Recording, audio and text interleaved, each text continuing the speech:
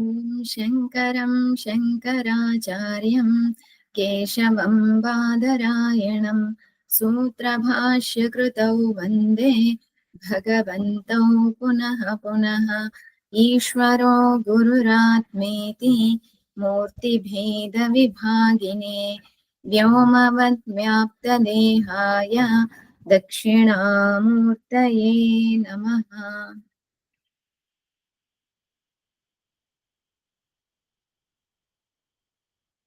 ప్రశ్న ఏమనగా, అనేక మంది ఆత్మతత్వాన్ని గురించి చెబుతున్నప్పటికీ, ఆచార్యులు శృతి ద్వారా ఆత్మతత్వాన్ని చెబుతూ ఉన్నప్పటికీ, వింటూ ఉన్నప్పటికీ జ్ఞానం లభించడం లేదు. కారణం ఏంటి అని ప్రశ్నించగా భగవంతుడు చెప్తున్నాడు, ఈశ్వర అనుగ్రహం, గురువు అనుగ్రహం, అలాగే విలువలు అనేటటువంటివి లేకుండా, చిత్తశుద్ధి లేకుండా ఈ ఆత్మ జ్ఞానం లభించడం అంత సులభం కాదు. ఇది అత్యంత కఠినమైనటువంటిది అర్థం చేసుకోవడం అనే విషయాన్ని భగవంతుడు తర్వాత శ్లోకంలో చెబుతున్నాడు. 29వ శ్లోకం.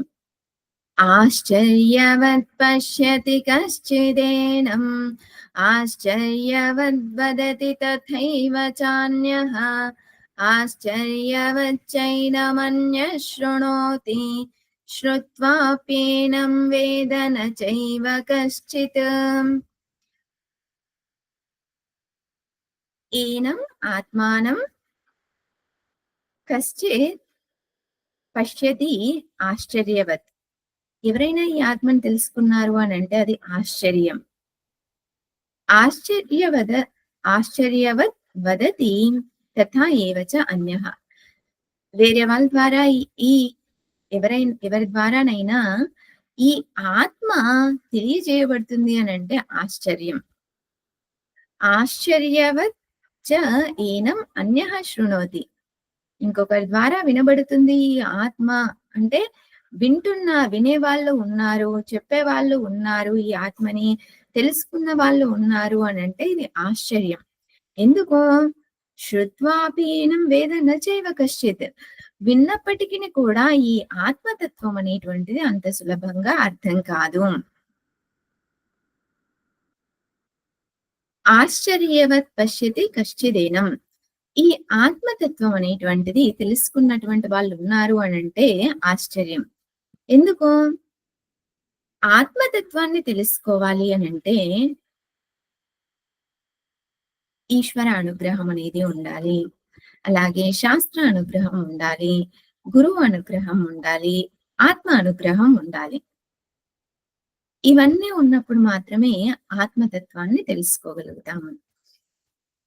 ఈ ఆత్మతత్వం అనేటువంటిది అత్యంత సూక్ష్మమైనటువంటిది, ఇంద్రియాల ద్వారా తెలుసుకునేటటువంటిది కాదు.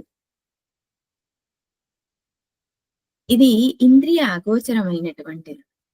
ఇంద్రియ అగోచరమైనటువంటి దాన్ని తెలుసుకోగలిగిన వాళ్ళు ఉన్నారు అని అంటే ఆశ్చర్యం.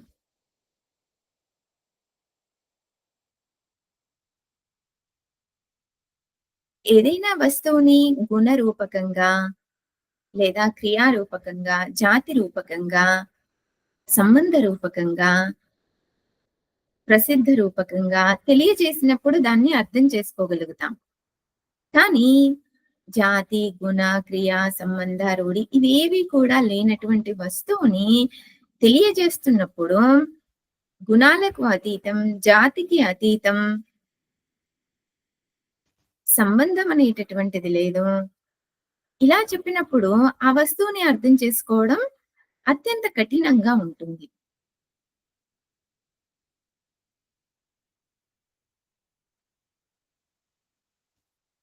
ఇంత దుర్లభమైనటువంటి ఈ ఆత్మతత్వాన్ని తెలుసుకున్నటువంటి వారు ఉన్నారు అంటే ఆశ్చర్యం. అలాగే దీనిని గురించి చెప్పే వాళ్ళు ఉన్నారు అంటే కూడా ఆశ్చర్యం. ఎవరు చెప్పగలరు ఆత్మతత్వాన్ని? కేవలం శ్రోత్రియ బ్రహ్మనిష్ట మాత్రమే చెప్పగలరు. శ్రోత్రియ అనగా గురుముఖతః వేదాంత అధ్యయనం చేసినటువంటి వారిని శ్రోత్రియ అంటారు. బ్రహ్మనిష్ట అనగా అనన్య ప్రోక్తే గతిరత్ర నాస్తి. బ్రహ్మనిష్ట అనగా ఎవరైతే నేనే బ్రహ్మ, నాకంటే వేరుగా ఇంకొకటి లేదు అని అర్థం చేసుకున్నారో వారిని బ్రహ్మనిష్ఠులు అంటున్నారు. ఇటువంటి వారు బోధించే వాళ్ళు ఉన్నారు. బ్రహ్మ నాకంటే వేరుగా లేదు అని బోధించే వాళ్ళు ఉన్నారు అనంటే కూడా ఆశ్చర్యం.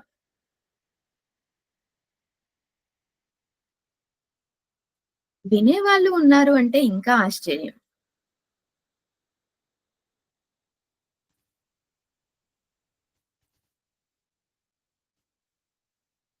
ఆత్మతత్వాన్ని విన్నంత మాత్రాన అర్థం కాదు.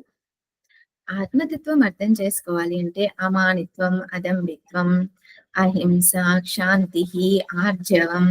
భగవంతుడు 13వ అధ్యాయంలో ఏవైతే 33 లక్షణాలు చెప్పాడో, ఆ 33 లక్షణాలు మనలో ఉన్నప్పుడు మాత్రమే మనం ఈ ఆత్మతత్వాన్ని అర్థం చేసుకోగలుగుతాం. ఇంకా సులభంగా చెప్పాలి అనంటే యమ, నియమ. ఎక్కువ మందికి పరిచయం ఉన్నటువంటివి యమ, నియమ. అనగా ఆహ్, సత్యం, అహింస, బ్రహ్మచర్యం, ఈశ్వరార్పణం ఇవన్నీ కూడాను.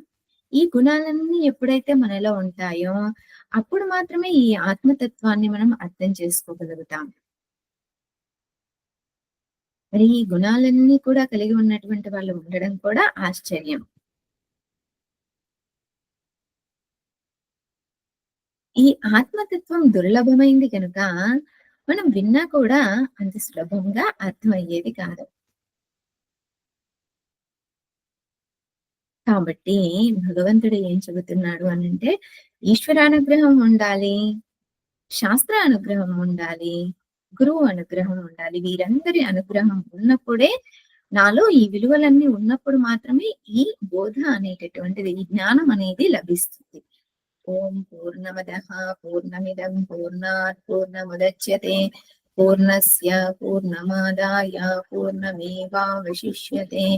ఓం శాంతి శాంతి శాంతి. హరి ఓం శ్రీ గురుభ్యో నమః. హరి ఓం.